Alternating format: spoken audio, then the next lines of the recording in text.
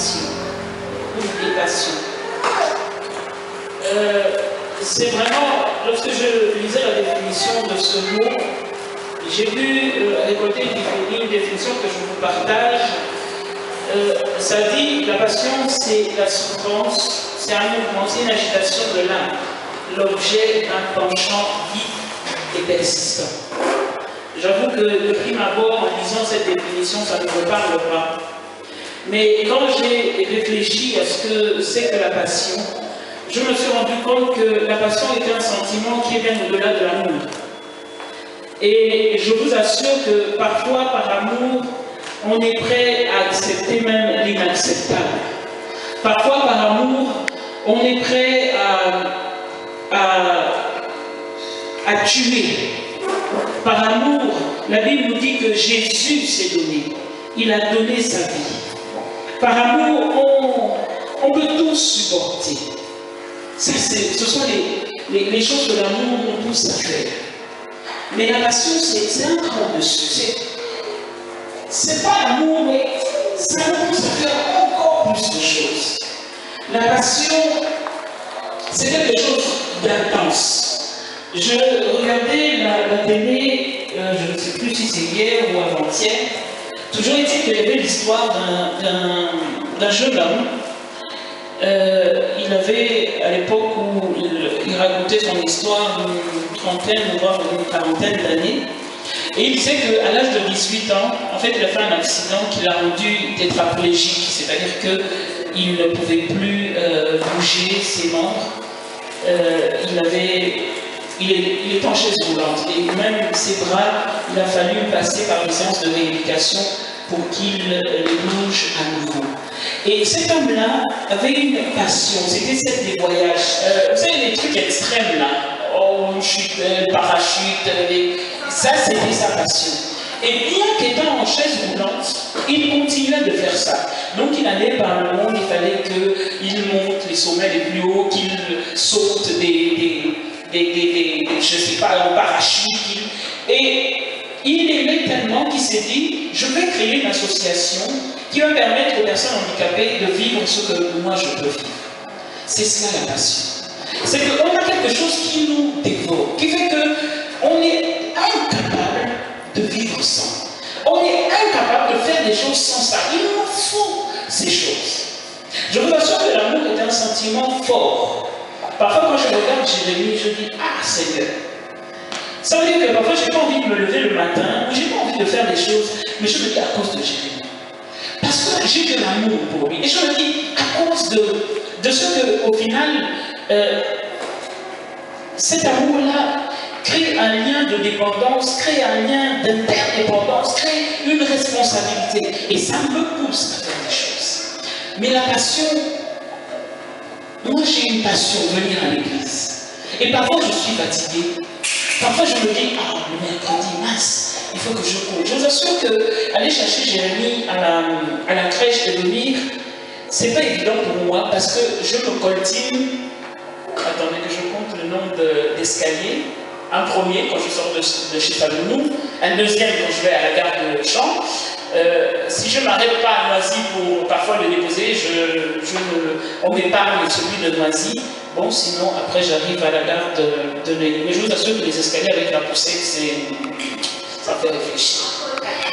Ça fait réfléchir. Chaque fois que je vois les escaliers, je me dis, bon, Jérémie, on fait quoi? Tu descends de la poussette, tu commences à monter. Moi, je lui ai aussi dit, non. Je dis, d'accord, merci. Mais parce que je me dis, non, il faut que j'aille. Je ne peux pas, je me dis, je ne sais pas si je peux me passer de Jésus. Si je peux me dire, bon pour cette fois, pour cette circonstance-là, je n'irai pas à l'église ou je ne ferai pas. Vraiment, sauf cas d'extrême d'urgence. Je sais qu'une fois, je ne suis pas venue parce qu'il était malade, mais chaque fois que j'ai la possibilité, je me dis, il faut que je rentre à l'église. Et même quand je n'ai pas envie ou quand je n'ai pas de réunion, je me dis, il faut que j'aille à l'église. Et je comprends pourquoi. Mon mari avait toujours ce désir-là d'être à l'église. Et même quand il n'y avait personne, même quand il n'y avait plus personne, il aimait être en ce lieu. Pas parce qu'il n'avait rien d'autre à faire, parce qu'il avait cette passion. La passion peut rendre les gens, on va se dire, mais il est fou. Mais attends, mais qu'est-ce qu'elle a à aller à l'église alors qu'il n'y a personne? Mais qu'est-ce qu'elle a à se coltiner toute la jeune industrielle à marcher sous le froid, alors qu'en réalité, il n'y a pas de besoin qu'elle soit. Mais tout ça, c'est le cœur qui te pousse à... Et ce penchant, comme dit la définition de la passion, est tellement persistant qu'on a parfois du mal à y résister. Alléluia. Alors le Seigneur, ce matin, attire notre attention sur les passions, sur ce qui justement stimule nos cœurs, ce qui justement nous entraîne à faire des choses. On est guidé, on est conduit par les passions qu'on a, par la passion qu'on a.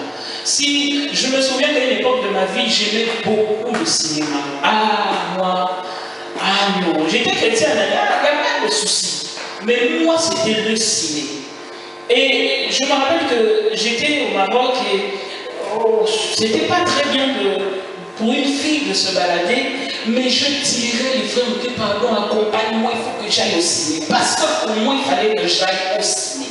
Et les frères, parfois, c'était pas leur désir. Les sœurs, vraiment le ciné, là, non, moi, il faut que j'aille. C'était un pays que je ne connaissais pas, qu'ils étaient parfois hostiles, etc. Mais pour moi, il fallait que j'aille au ciné. Je ne voyais pas et je ne réalisais pas que ça pouvait être dangereux. Je ne réalisais pas, et je me souviens qu'un jour, je me suis rendu compte que les Marocains utilisaient les salles de ciné pour autre chose. Moi, j'avais poursuivi mon film. Mais eux, ils n'allaient pas pour ça. Et à un moment, je me suis retrouvé dans une sagesse. Mais qu'est-ce qui se passe ici? Moi, et où? Parce que eux, à cause de leur religion, de la culture, ils n'ont pas d'endroit où se retrouver entre copains, copines. Et bon, les salles de ciné, c'est dans l'obscurité. Pour eux, c'est des moments propices pour faire ce qu'ils avaient à faire. Et je me suis dit, donc quand moi je rentre au ciné en me disant, je vais suivre un film, donc peut-être les Marocains qui me regardent se disent, celle-là aussi, elle va au ciné. Alors que moi, j'allais parce que j'aimais ça. Quand je suis arrivé en France, la première chose que j'ai cherché après les supermarchés, c'était où est-ce qu'il y a le plus proche ciné de l'endroit où j'habitais. Et le Seigneur a enlevé cette passion. Ça fait un bon moment que je ne suis pas allé, mais ça ne me manque plus. Mais ça veut dire que même si je n'avais pas beaucoup d'argent, j'étais prêt à prendre un abonnement. Même si ce n'était pas forcément le meilleur film, mais j'allais rentrer parce que j'allais me dire, non, ça fait une semaine que je ne suis pas allé au ciné, il faut que j'y aille. Nous allons lire la parole de Dieu dans Jacques, le chapitre 4. Oui, c'est vrai que les passions nous conduisent. Les passions nous guident. Les passions nous rendent finalement captifs de quelque chose. Mais regardons ce que le Seigneur nous dit par rapport aux différentes passions que nous pouvons avoir dans nos cœurs. Dans le chapitre 1, et je te dirai à quel moment, pardon, le chapitre 4, tu commences ta lecture au verset 1, et je te dirai à quel moment t'arrêter. Nous lisons la parole dans le livre de Jacques, chapitre 4, à partir du verset 1. Amen. Amen. D'où proviennent les conflits et les querelles entre vous? N'est-ce pas des désirs égoïstes qui combattent sans cesse en vous? Vous convoitez beaucoup de choses, mais vos désirs restent insatisfaits. Vous êtes meurtriers, vous consumez en jalousie, et vous ne pouvez rien obtenir. Vous bataillez, vous vous disputez. Vous n'avez pas ce que vous désirez parce que vous ne demandez pas à Dieu. Ou bien, quand vous demandez, vous ne recevez pas car vous demandez avec de mauvais motifs. Vous voulez que l'objet de vos demandes serve à votre propre plaisir. Peuple adultère que vous êtes, ne savez-vous pas qu'aimer le monde, c'est haïr Dieu? Sinon que quelqu'un veut être l'ami du monde, il se fait l'ennemi de Dieu. Prenez-vous des paroles en l'air, ce que déclare l'Écriture. Dieu ne tolère aucun rival de l'Esprit qu'il a fait habiter en nous. Mais bien plus grande est la grâce qu'il nous accorde. Voici donc ce que déclare l'Écriture. Dieu s'oppose aux orgueilleux, mais il accorde sa grâce aux humbles. Amen. Amen. Je vais lire dans ma version. Toi, c'est quelle version, sœur? Alors, je vais lire dans ma version. Donc, quoique j'ai aimé une partie de ce qui est retranscrit dans la tienne vers la fin. La Bible dit aussi, et pourtant c'est lui son ancien, sœur. Ah, c'est ça. D'où viennent les luttes et d'où viennent les querelles parmi vous? N'est-ce pas de vos passions qui combattent dans vos membres? Vous convoitez et vous ne possédez pas. Vous êtes meurtriers et envieux et vous ne pouvez pas obtenir. Vous avez des querelles et des luttes et vous ne possédez pas parce que vous ne demandez pas. Vous demandez et vous ne recevez pas parce que vous demandez mal, dans le but de satisfaire vos passions. Adultères que vous êtes, ne savez-vous pas que l'amour du monde est inimitié contre Dieu? Celui qui veut être ami du monde se rend ennemi de Dieu. Croyez-vous que l'Écriture parle en vain? L'Esprit qui habite en nous a des désirs qui tendent à l'envie. Il accorde au contraire une grâce plus excellente. C'est pourquoi l'Écriture dit: Dieu résiste aux orgueilleux, mais il fait grâce aux humbles. Amen.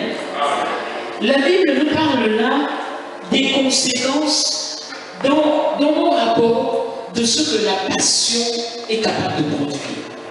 Ça veut dire que ça va très loin. Au-delà des luttes et des querelles parmi nous, alors, est-ce que vous comprenez que les luttes et les querelles au milieu de nous ne naissent que par rapport aux passions que nous avons? Alors quand j'ai lu ça, j'ai dit: Seigneur, si moi je suis passionné, j'ai envie de pouvoir, j'ai envie de richesse, et que j'estime que, parce que je dois m'affirmer dans ce monde, il faut qu'à un moment donné de ma vie, je sois en train de gouverner, je sois en train de gérer quelque chose. Je dis: ok, désormais, l'Église va être mon territoire. Et puis je décide que, oui, de toute manière, la Bible dit, et c'est la vérité, les dîmes me reviennent. Bon, désormais, je prendrai toutes les dîmes qui vont être apportées dans la maison du Seigneur. On va penser que c'est légitime. On va penser que c'est normal. Alors qu'en réalité, la Bible dit que c'est parce que je suis passionné de quelque chose que j'agis comme ça. Je ne vais pas me dire: non, l'Église a des besoins. Et peut-être que ça viendra que l'Église, je commence à me nourrir des dîmes et des offrandes de l'Église, des dîmes, pardon, pas des offrandes.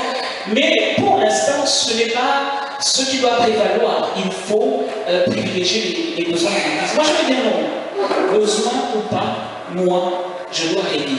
Besoin ou pas, je dois être capable de m'acheter chaque jour que je viens prêcher une nouvelle tenue. Alors si je n'ai pas les fonds pour, je ne pourrai pas. Donc, pour assurer cette passion que j'ai, par exemple, de me montrer, de faire en sorte que je sois toujours impeccable, je vais commencer à gratter dans la caisse de l'Église.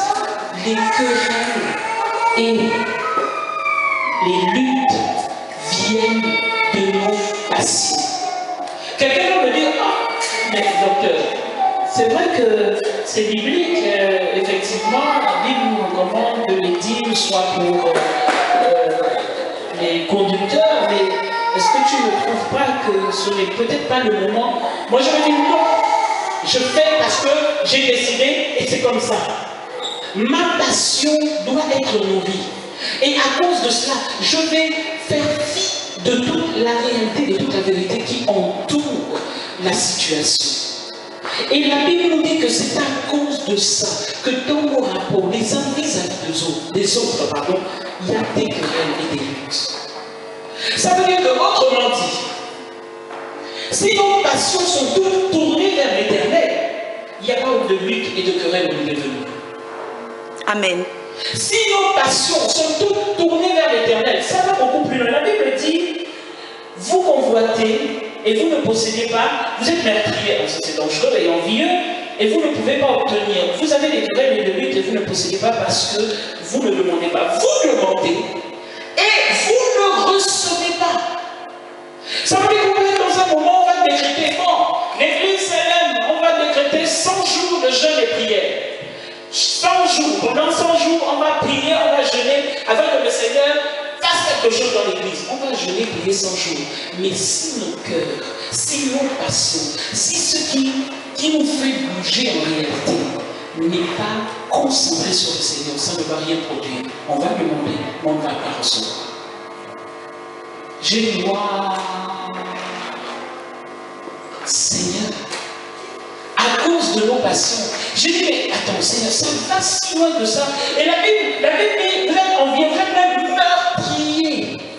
Oui, on devient meurtrier parce qu'on a envie finalement que l'autre meure, que l'autre, dans nos cœurs, on commence à songer au mal, mais celle-là, elle me parle toujours mal. J'espère que quelqu'un va aussi lui parler comme elle me parle. J'espère qu'elle va sortir, elle va rencontrer vraiment quelqu'un qui va...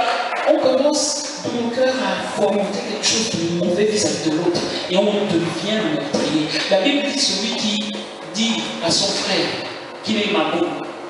Donc, dans certaines versions, c'est ce mot qui est utilisé, est un meurtrier. Il vaut mieux pour lui qu'on lui attache une belle comme le gène de fond de la paix. Quand on commence à avoir dans nos cœurs, dans nos pensées, des idées de mal, on devient des meurtriers. On devient envieux. On commence à convoiter. Ah, vraiment, j'ai vu la soeur Gisèle la dernière fois, elle avait une chaussure là. Comment une fille comme ça peut mettre une chaussure comme ça? Et je vous dis, je vous assure que c'est dangereux parce que la Bible va même plus loin, il parle d'orgueil. Mais moi, je ne savais pas que l'orgueil naissait de nos passions. Et dans ce verset, il est mentionné l'Éternel, fait grâce aux humbles, mais il résiste aux orgueilleux. Ça va aussi loin que ça.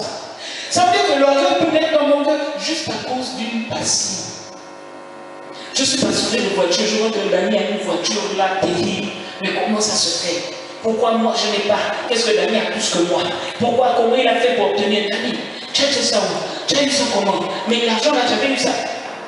Et mon cœur commence à fomenter, à penser. Mais pourquoi cet enfant-là, un petit comme ça? Et puis il vient à l'église tous les jours avec. Et c'est lui qui veut toujours dire, même quand j'ai dit non, il faut arranger la lavette. Non, maman, je vais faire avec ma voiture. Non, il fait exprès pour me montrer qu'il a une belle voiture. Oui, dans mon cœur commence à monter. Et je vous assure que l'orgueil, c'est terrible. Il n'y a pas plus terrible. Parce que quand il est là, on ne s'en aperçoit pas. On est orgueilleux, mais on ne sait pas. Ça veut dire qu'il est tellement subtil, cette affaire d'orgueil, que quand il est présent, il a déjà pris tellement de place qu'au moment où on va nous dire tu es orgueilleux, on va dire qu'il est moi. Non, jamais. Oh, moi je ne suis pas orgueilleuse. Ah, tu n'es pas orgueilleuse? Non. Qui? Moi? Oh, non. Mais je vous assure, vraiment, le Seigneur permettra qu'on ait un enseignement sur l'orgueil. Je parlais dimanche dernier du fait que parfois, il arrive dans nos vies que nous soyons confrontés à l'informe et vide. Et ce sont des situations qui peuvent faire en sorte qu'on s'arrête dans notre marche. On est devant comme un mur, comme quelque chose, c'est vraiment, on ne voit plus rien. La Bible dit que dans Genèse, que la terre était couverte par les ténèbres. Et vraiment, on a cette impression où il n'y a aucune visibilité sur 2 ans, sur 1 an. Pendant la semaine, la sœur Amélie pouvait donner le sujet des finances de l'Église. Et elle disait, mais c'est vrai que je me pose la question, est-ce qu'on a une visibilité sur 1 an? Est-ce qu'on a une visibilité sur 2, sur 5 ans? Est-ce qu'on est capable de se dire, de se projeter en disant qu'on va acheter le bâtiment, il nous faut telle et telle somme? Et c'est vrai qu'on peut être confronté à ces situations-là et ça nous pousse à nous arrêter. Ça nous pousse à se dire, attends. Peut-être que je n'ai pas fait la bonne chose, peut-être que je n'ai pas fait ce qu'il fallait. Mais au-delà de cette situation qui peut arriver, le Seigneur nous interpelle ce matin en nous disant, regarde un peu à ce qui est ta passion. Regarde un peu à ce qui t'occupe le plus. Regarde dans ton quotidien ce qui te prend le plus de temps. Ce sur quoi tu mets le plus d'énergie, le plus d'argent. Ce sur quoi tu es capable de t'investir le plus. Si ce n'est pas l'Éternel qui est la réponse à toutes ces questions, dis-toi que les passions que tu as ne sont pas bonnes. Quelle qu'elle puisse être, même si Jérémie est mon seul enfant, je ne dois pas être passionné de Jérémie. Non. Parce qu'il va arriver un moment où Jérémie ne pourra pas, parce qu'il a sommeil, parce qu'il a dormi tard, que je lui dis, oh petit, on va à l'église. Oh non, moi je veux jouer, il a dormi tard, donc il a du mal à se réveiller, donc je ne vais pas à l'église. Comme il n'arrive pas à se réveiller, il faut que je le réveille, donc je ne vais pas. Quelle est ta passion? Ta passion va te pousser à, même si Jérémie est fatigué, Jérémie, tu vas dormir dans les bras de femme à l'église, mais on y va d'abord, on va trouver une solution après. Quelles sont nos passions? Si elles ne sont pas focalisées sur l'éternel, alors ce n'est pas de bonnes passions. Qu'est-ce qui nous coûte le plus? Sur quoi est-ce que nous investissons le plus de notre argent, le plus de notre énergie? Sur quoi est-ce que nous nous disons, je vous assure, je vais être sincère avec vous ce matin, je ne crois pas, pour beaucoup, que l'Église soit notre passion. On peut faire un sondage vite. Mais bon, je ne vais pas le faire. Vous n'avez pas levé les mains, vous allez répondre dans vos cœurs. Je vais juste poser les questions. Répondez vous-même. Je n'attends même pas les réponses. Qui est dans un service dans l'église? Parmi nous qui sommes là. Je ne vous regarde même pas. Donc répondez dans vos cœurs. Combien de temps consacrons-nous dans la prière pour le service dans lequel nous sommes? Combien de temps consacrons-nous à nous préparer ou pour les gens, par exemple, à répéter pour le diaconat, je sais pas, à préparer les objets de culte ou ce qui concerne le service? Combien de temps consacrons-nous au service dans lequel nous sommes? Combien de jours dans la semaine nous nous disons, voilà, aujourd'hui, je vais uniquement travailler à ce que mon service s'améliore? Je vous assure, ça veut dire que nous ne sommes pas encore passionnés par l'Éternel. Est-ce que tu viens à l'église tous les vendredis, tous les mercredis, tous les vendredis et tous les dimanches? C'est très bien, mais ce n'est pas suffisant. Même si tu fais ça, même si je fais ça, ce n'est pas suffisant. Je dois être capable de venir aussi lundi à l'église. Oh, mais pourquoi il n'y a pas de réunion? Non, parce qu'il y a des choses que je ne pourrais pas faire le mercredi à cause des réunions. Il y a des choses que je ne pourrais pas faire vendredi, mais que je pourrais voir lundi et commencer à faire. D'où viennent les luttes? Non, je vais lire le verset 2. Vous convoitez et vous ne possédez pas. Vous êtes meurtriers et envieux et vous ne pouvez pas obtenir. Vous avez des querelles et des luttes et vous ne possédez pas parce que vous ne demandez pas. Vous demandez et vous ne recevez pas parce que vous demandez mal dans le but de satisfaire vos passions. Si nos passions sont focalisées sur l'Éternel, comme nous demandons, c'est pour lui. Et alors nous obtenons. Alléluia. Le Seigneur ce matin nous parle de nos passions. Lisons un autre verset, Galates. Galates, le chapitre 5, le verset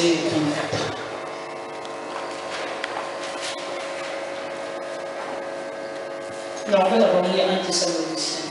1 Thessaloniciens 4, de 5 à 8.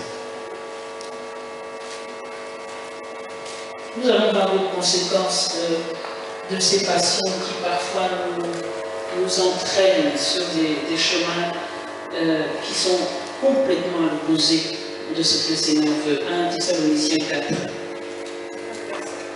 5 à 8.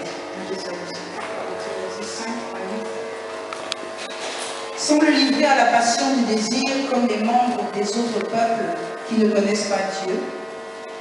C'est que personne dans ce domaine ne fasse de tort à son frère ou ne porte atteinte à ses droits, parce que le Seigneur fait justice de tous ses actes, comme nous vous l'avons déjà dit et attesté. En effet, Dieu ne nous a pas appelés à la pureté, mais à la consécration. Celui donc qui rejette ses instructions ne rejette pas un homme, mais Dieu qui vous a aussi donné son Saint-Esprit. Amen. Sans vous livrer à une convoitise passionnée comme font les païens qui ne connaissent pas Dieu. C'est que personne n'use envers son frère de fraude et de cupidité dans les affaires.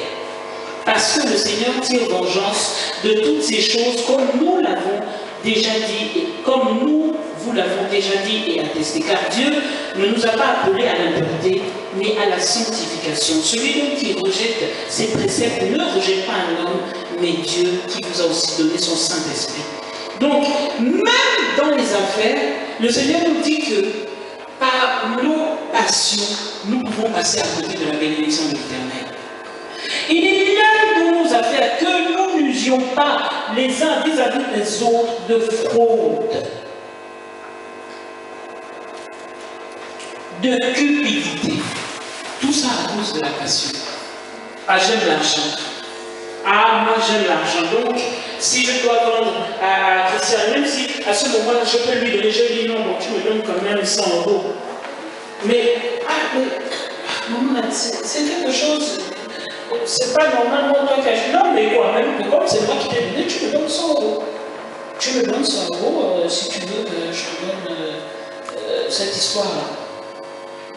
Parce que je suis cupide, parce que j'aime, parce que ma passion c'est l'argent. Et comme je suis passionné de ça, je vais faire tout dans mes rapports avec les autres, de manière à ce que je sois toujours en train de récolter l'argent. La Bible dit attention. Attention, c'est dangereux. Ce que ça produit est dangereux pour nous. Les passions que nous avons nous écartent de la volonté de la bénédiction de l'Éternel. Attention. Galates 5, le verset 24. On va. Galates 5, 24. Je lis la parole de Dieu. Ceux qui appartiennent à Jésus-Christ ont crucifié leur nature propre avec ses passions et ses désirs. Amen. Amen. Ceux qui appartiennent à Jésus. Ceux qui appartiennent à Jésus. Ceux qui ont mis leur passion sur l'orientation Jésus. Non, je ne me passionne plus pour le cinéma. Oui, en réalité, le cinéma a quitté mon cœur parce que j'ai laissé Jésus prendre la place. Parce que je me suis dit, bon, le cinéma, ça prend du temps. Un film, le temps que tu fasses là, qu'il fasse les pubs, que ça finisse, allez, tu as pour 2 heures minimum. Alors, est-ce que j'ai 2 heures à consacrer au cinéma? Est-ce que réellement dans mon programme, je me dis, ouais, ça c'est bon, 2 heures à consacrer au ciné, ça veut dire que c'est 2 heures que je ne consacre pas à l'Éternel. Ça veut dire, on va être pragmatique. Je ne dis pas que toute notre vie doit être focalisée sur l'Éternel. Ce n'est pas ce que je dis, parce qu'en réalité, il y a un programme déjà établi. On doit, pour les femmes mariées, s'occuper des enfants, de la maison, des courses du mari. Ok, on doit travailler, on doit revenir du travail, d'accord. Mais dans le programme de notre journée, c'est établi que je me réveille à 7 heures parce que je commence à 8 heures, ou je me réveille à 6h30, avoir le temps de me préparer les enfants, les sortir, les emmener à la crèche pour être au travail à l'heure. Je finis mon travail, je dois récupérer les enfants, je dois les faire manger, c'est établi. Mais est-ce qu'on établit dans ce programme-là un temps pour le Seigneur? Quand on a fini de faire les tâches qui nous sont imparties ou qui nous incombent en fonction de la responsabilité que nous avons, je veux ou je ne veux pas, je suis obligé d'aller déposer Jérémie à la crèche. Il veut ou il ne veut, surtout lui. S'il veut, il ne veut pas, tu ne restes pas avec moi, tu vas à la crèche. Je veux ou je ne veux pas, à un moment je suis obligé d'aller le récupérer. Donc ça fait partie des tâches qui me sont imposées, on va dire, par la vie. Mais au-delà de ces tâches, au-delà de ces responsabilités, quand j'ai fini tout ça, est-ce que je me dis, bon, ok, il est 18h, j'ai fait manger Jérémie, 19h, ok, il a pris son bain, 20h. Maintenant, je fais quoi? Parce qu'il me reste encore 4 heures avant de dormir, avant qu'il ne soit minuit. Est-ce que je me dis, bon, je me consacre 2 heures de ciné, donc ça va faire 22h. 22h, quand je suis revenu, je suis fatigué, donc je dors. Ou bien je me dis, bon, je me consacre 30 minutes pour méditer la parole. Pour être un peu, ah tiens, j'ai passé toute la journée, j'ai bavardé avec beaucoup de personnes, mais il me faut me ressourcer auprès du Père. Ou bien est-ce que je me dis, bon, sur les 2 heures qui me restent avant qu'il ne soit 22h, je vais passer 30 minutes de louange. Parce que j'ai besoin tout simplement que le Seigneur vienne et restaure la joie dans mon cœur. J'ai été béni tout au long de la journée. Est-ce que je me dis, j'ai la responsabilité de l'église, il faut que je me consacre 1 heure au moins avant de dormir pour prier pour l'église. J'ai la responsabilité où je suis dans un service, il faut que je me consacre ne serait-ce que 20 minutes pour que j'intercède pour le service dans lequel je suis. Si nous réfléchissons comme ça, nous mettons le Seigneur au centre de nos besoins, au centre de... Bon Seigneur, tu sais très bien qu'au-delà des 24 heures que j'ai dans la journée, j'ai au moins 15 heures que je consacre au travail, à la famille, à la maison, aux enfants. Mais dans les 5 heures ou dans les 6 heures, où je ne sais plus très bien le calcul qui me reste, je veux pouvoir te consacrer au moins 1 heure. Est-ce qu'on se dit ça ou on se dit, oh, ma journée, ma journée, je la connais. Je me lève le matin, je prépare mes enfants, je sors, je les dépose à l'école ou à la crèche, je vais au travail, je finis le travail, je les récupère, je finis de les récupérer, je fais les courses vite fait, je fais à manger, je fais les devoirs pour ceux qui, pour le moment, je me suis épargné, mais merci. Je fais les devoirs, ensuite, ouf, j'ai mon temps, je suis un peu la télé, je dors. Mais à quel moment on pense au Seigneur? Parce qu'on a établi notre journée, et c'est vraiment, à l'heure près, on sait déjà.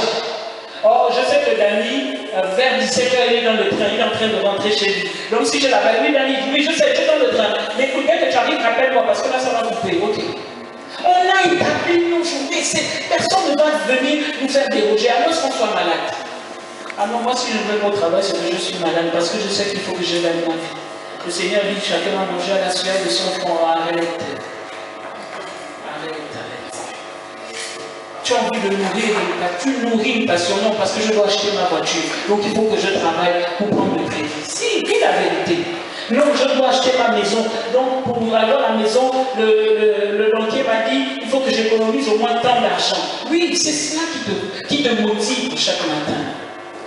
Ce n'est pas forcément d'aller travailler, c'est parce que derrière le travail, tu as une passion que tu nourris. Maintenant, le Seigneur nous dit, allez, regardons nos passions. Je vous assure, j'étais passionné. Moi, je dis j'étais passionné, j'aimais. Parce que la passion, ça nécessite que l'on fasse des efforts. Quand je dis que j'aimais dormir, je ne faisais pas d'efforts. J'arrive, je dors. Ça, c'est la chose la plus simple. Mais quand je dis j'aimais le cinéma, je payais de mon argent. Je paye de mon argent pour prendre le transport. Je paye de mon argent pour payer, pour acheter le ticket. Mais à l'intérieur, c'est le ciné. Popcorn, forcément, attends, sinon tu n'es pas au ciné. Popcorn, boisson. Ça, c'est à la limite. À la fin, glace.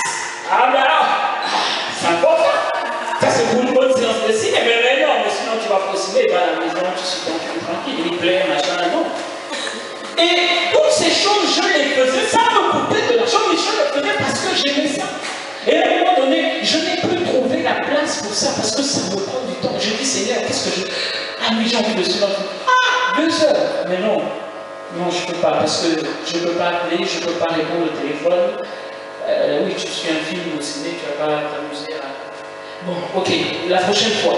La prochaine fois, je vais dire, oh, 1h30. Non, mais 1h30 au ciné, ça me fait beaucoup, quand même, j'ai beaucoup de choses à faire. Bon, ok. Et petit à petit, la passion de l'Éternel s'est imposée. L'autre passion est arrivée. Et celle qui existait avant est partie. Le Seigneur nous dit qu'à cause de nos passions, nous nous détruisons.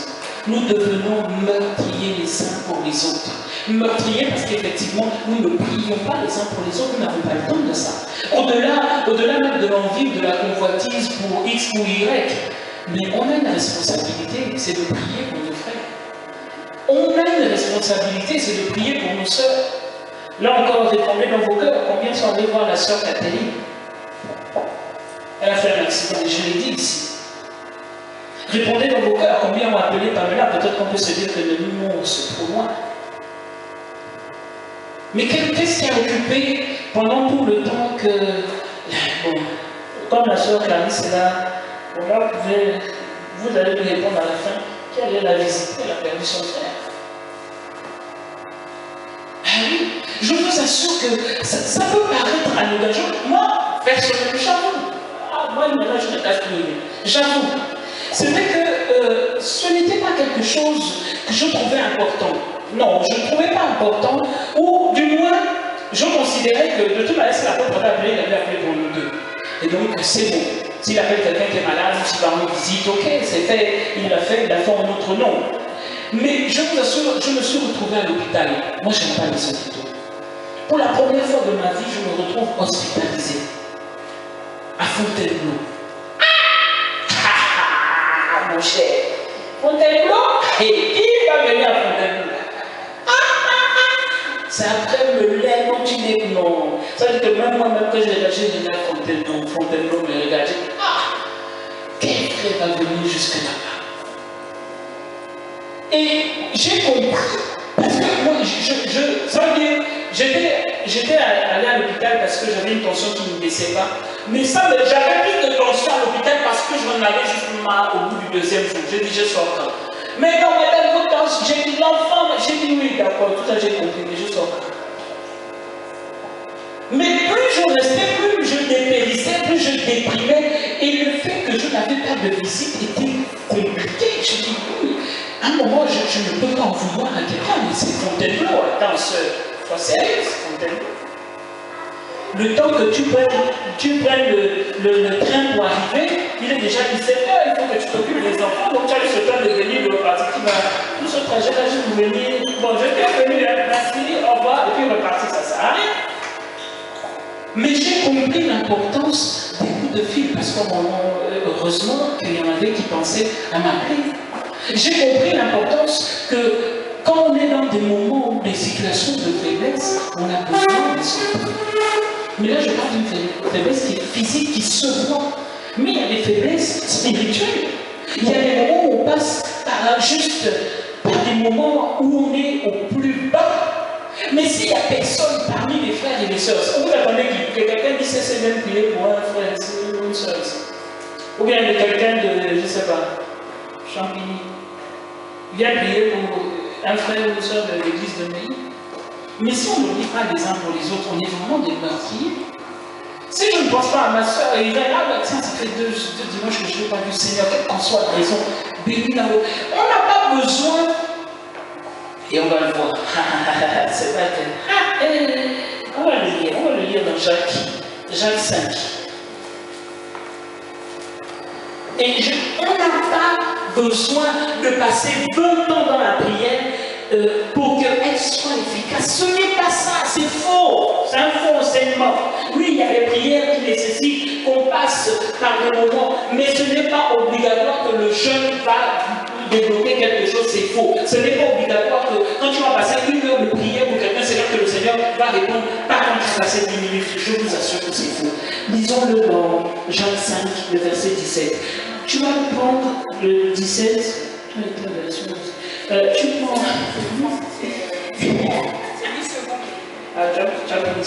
Alors, tu prends la partie B du verset 16. Jacques, le chapitre 5. À partir de la partie B du verset 16. Priez les uns pour les autres afin d'être guéris. La prière du juste agit avec une grande force. Verset 17. Élie était un homme de la même nature que nous. Il a prié avec insistance pour qu'il ne pleuve pas. Il n'est pas tombé de pluie sur la terre pendant 3 ans et 6 mois. Puis, il a de nouveau prié et le ciel a donné de la pluie et la terre a produit son fruit. Amen. Moi, ce que je voulais qu'on retienne, c'est, dans ma version, il est dit, la prière fervente du juste. Autrement dit, la prière passionnée du juste. La prière où tu as mis ton cœur, toi le juste, a une grande efficacité. L'efficacité ne se trouve pas en termes de temps. Oui, vous savez, dans ce qui concerne l'histoire d'Élie, il n'est pas précisé, surtout dans nos versions, le temps que Élie a prié. Mais moi, ce que je veux vous faire comprendre, c'est que le Seigneur nous dit que ce qui a de l'efficacité, c'est la prière fervente, c'est la prière passionnée, c'est la prière où tu mets le cœur. Si je prie pour ma mère, même si j'ai prié 5 minutes, le ciel va s'ouvrir. Ma mère, c'est qui m'a mise au monde. Attends, comme quelqu'un pourrait dire, mais elle aurait pu décider d'avorter pendant qu'elle avait la grossesse. C'est la tenue qui m'a élevé, qui m'a. Mais si je prie pour elle, je pense à tout ça, à cette souffrance. Mais même si je prie 5 minutes, je vous assure que le Seigneur va m'entendre. Mais parce que j'ai la place, parce que mon cœur est porté, je sais que c'est ma mère. Mais ce qui est vrai pour ma mère doit l'être quand je prie pour l'ami. je dois avoir cette même ferveur. Je dois avoir cette même passion. Si je prie pour Jérémie, le ciel, la terre, tout va s'ouvrir. J'ai dit, parce qu'il a venu Jérémie césarienne. Non, la césarienne va s'ouvrir. Je vais parler à ma place. Mais ça veut dire que cette ferveur, je dois l'avoir quand je prie pour bienvenue. Mais c'est ça qui a de l'efficacité. C'est le cœur, c'est ce que je mets dans ma prière. Au-delà des mots, que je parle en anglais, en chinois, mais c'est pas ça qui est important.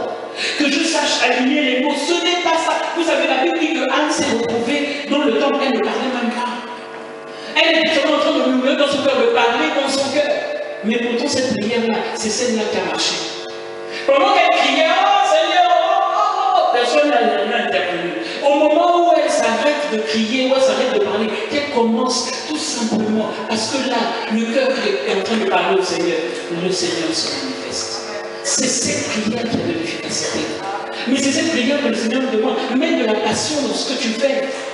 Mets de la passion dans ton adoration. Mets de la passion quand tu viens servir la Sainte Seine. Mets de la passion quand tu viens prêcher. Au-delà de ce que tu peux dire, mais c'est la passion qui va faire la différence. Est-ce que nous mettons de la passion dans ce que nous faisons pour le Seigneur?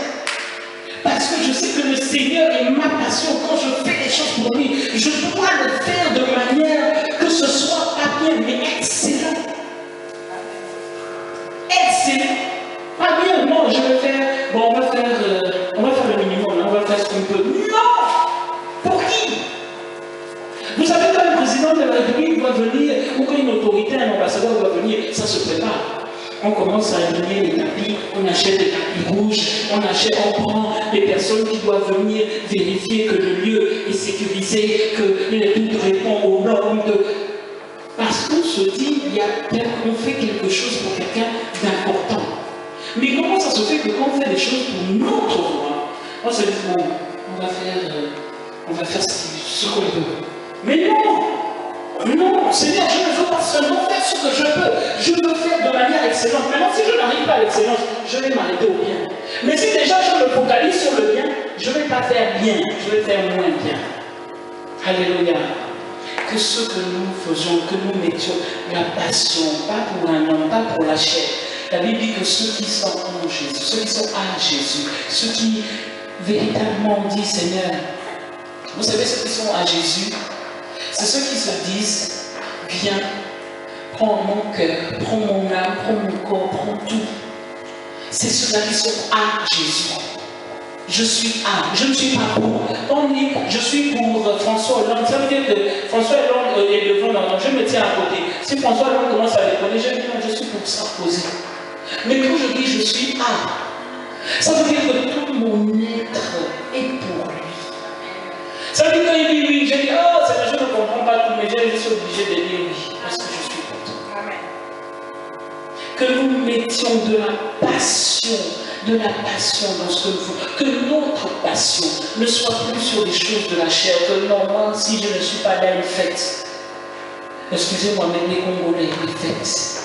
Que votre passion là pour les fêtes change. Bon, chacun de nous a des particularités. Mais il y a cette particularité qui fait que s'il y a la fête peut être à Nantes, je n'ai pas d'argent dans mon compte. Mais je me retrouve à Nantes en train de faire la fête. Tu peux te demander, mais comment il a fait? La dernière fois, il me disait qu'il était fauché. Mais parce que c'est la fête, il faut que j'y sois. Et donc tu es là-bas. C'est pas que tu as mis un truc qu'on a glissé. Non, la dernière vidéo, on m'avait déjà montré la tenue là. Donc il faut que j'achète une autre. Et puis la chaussure qui va avec la tenue, attention. Non, pas nous a jamais montré. Non, le Seigneur veut réellement, véritablement, que notre passion soit lui. Que notre passion soit lui. Parce que je suis passionné de l'Éternel, j'ai envie de partager ce que j'ai. Parce que je suis passionné de l'Éternel. Quand j'arrive et que je me dis, oh, mais je n'ai pas vu telle soeur. Ah tiens, j'ai pas vu Joël de la Somme. Ah tiens, j'ai pas vu JM, j'ai pas vu Gisèle. Ah tiens, pardon. Comment vous ressemblez? J'ai pas vu Erika. Et on se dit, il faut que j'appelle. Ah, la soeur Catherine, est-ce qu'elle n'est toujours pas établie? Il faut que je la voie. Il faut que je la visite. Il faut que je fasse quelque chose pour qu'elle comprenne que son absence m'a pesé. Quand on est passionné de quelque chose, on a juste envie de faire du bien. La Bible dit que dans nos relations les uns vis-à-vis des autres, les choses vont changer. Parce que là où nous cherchons la querelle, là où nous commençons à lutter, c'est quand nos passions sont focalisées sur la chair et sur le monde. Mais quand elles sont focalisées sur Jésus, qui procure l'amour, qui procure la paix, ça fait qu'on cherche juste à ce que notre frère ressente l'amour. Donc tu vas l'appeler, tu dis, ah mon frère, je ne sais pas pourquoi, j'ai pensé à ta bombe. Si le frère peut avoir des idées, appelle la soeur, tu dis ma soeur, je ne sais pas pourquoi, j'ai pensé à toi. On ne sait jamais. Mais réellement que vraiment nos cœurs soient pour le Seigneur. Pour le Seigneur. Qu'il soit totalement en nous. Que je veuille et que je ne veuille pas, que je sois en Chine, au Japon, que je sois aux États-Unis, en Australie, quand je suis à Jésus, le globe peut tourner, les situations peuvent se renverser, je continue d'être à lui. Je continue de manifester la même passion. Ah non, là, la soeur, on s'est fait, là, ça je dois bien chauffer dans sa maison. Parce que la façon dont elle a loué, là, on n'entendait même pas. D'habitude, tu ne vois pas. Quand on sait déjà que c'est le 25. C'est sûr qu'elle est payée le 25. Le 25, elle vient là, elle chante, elle crie. C'est vraiment, oh, c'est la joie.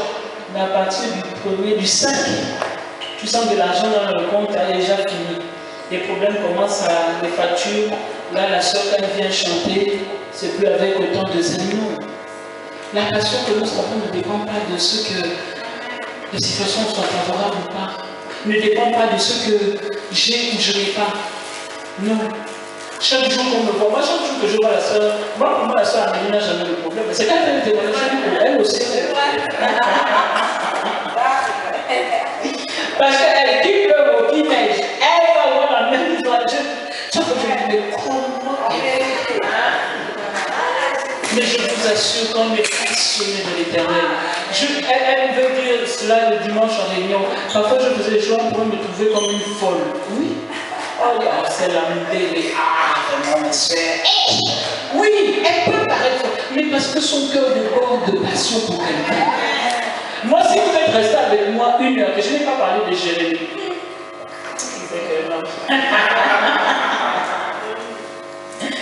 Mais réellement, j'ai envie que si vous restez avec moi 30 minutes, je vous parle 20 minutes de l'Éternel, de Jésus. Eh oui. Que si on est resté 1 heure, même si c'est un terrain hostile, où tu sens peut-être que tu as dit, mais le Seigneur, on a commencé à te regarder, mais prends même 5 minutes, dis quelque chose, parce que ton cœur va déborder de vie. Alléluia. Nous allons prier, nous allons nous arrêter là, et nous allons prier, nous allons dire, Seigneur, je te supplie, viens, que ces passions-là que j'avais pour la chair, pour le vêtement, pour, je ne sais pas, pour paraître toujours le plus beau, la plus belle, que cette passion que j'avais, qui au final ne procure que la mort en moi et autour de moi, parce que dans mes relations avec les autres, c'est toujours des relations de conflit, d'incompréhension, de lutte, de querelle, parce que les passions que j'ai ne sont pas toi. Que nos passions changent ce matin. Nous allons dire au Saint-Esprit qui vient changer nos passions, qui vient changer nos cœurs, qui vient changer notre intelligence, afin que nous comprenions que nous avons tout à gagner, que de nous tourner de manière passionnée